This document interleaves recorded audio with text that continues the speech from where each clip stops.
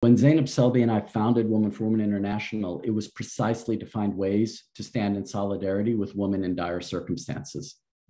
We started this organization because there was a war going on in the heart of Europe, in the Balkans. Sarajevo, like many urban areas around the world, including Kabul, was a cultural melting pot, but it was under assault for that very pluralism. Concentration camps and rape camps were set up by the Yugoslav and allied paramilitary forces in the country, and we were introduced to the expression ethnic cleansing. Zainab traveled into Sarajevo during the siege, and she met and hired a remarkable woman named Farida Musanovic. Farida was a music teacher, and she was teaching at the university. And when the siege started, they had to close everything down, and the electricity was cut off. They didn't have electricity. They had snipers who had bounties that they would get for killing women and children in particular.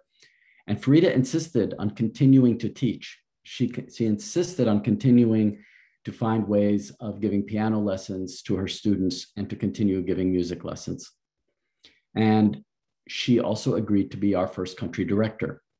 And during the siege, she would continue to provide money and letters, distributing them to groups of women who were dislocated from other areas in Bosnia and were in Sarajevo. After the war ended, we expanded our operations, building women's centers throughout Bosnia, including in Srebrenica, which was the site of the greatest massacre since World War II.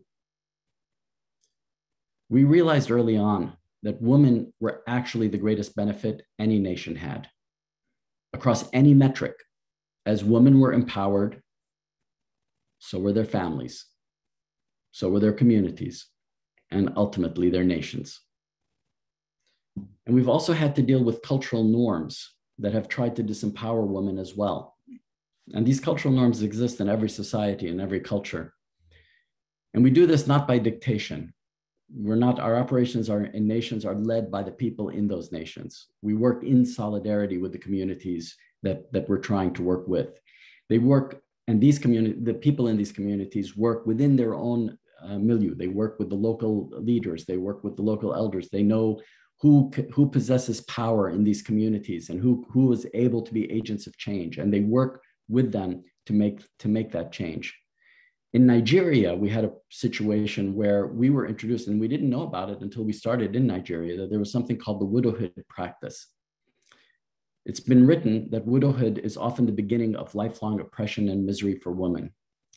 I won't go into the details of what's involved in it. Suffice to say, women were ostracized in physically and emotionally abusive ways. So we worked with the community and we worked with local elders to try to address these problems and to try to create change within the cultural matrix of the society. In Rwanda, where genocide took place just after the genocide in Bosnia ended, we were there right after the genocide, and we worked in cooperatives with women from both communities, the Hutus and the Tutsis, who were actually shedding their colonial identities and trying to forge a new national identity together.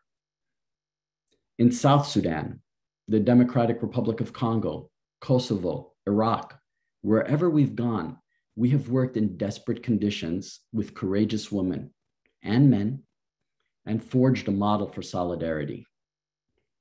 We call this model the Stronger Woman, Stronger Nations program because it helps the most socially excluded women in conflict and post-conflict settings to not only learn new job skills, but also to discuss and debate their rights and gain vital emotional support through social networks.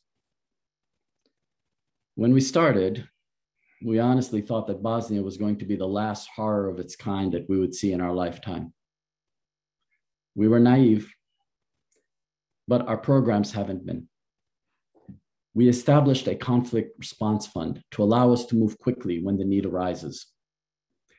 Through it, we funded partnerships with organizations that share our values, serving women affected by conflict in Yemen, Bangladesh, Syria, Myanmar, and most recently, Tigray, which is not only in the midst of a famine, a human-made famine, but is also where we know from our partners on the ground that a large number of women and girls are facing extreme brutality, including sexual violence, on a scale that we haven't seen since Bosnia.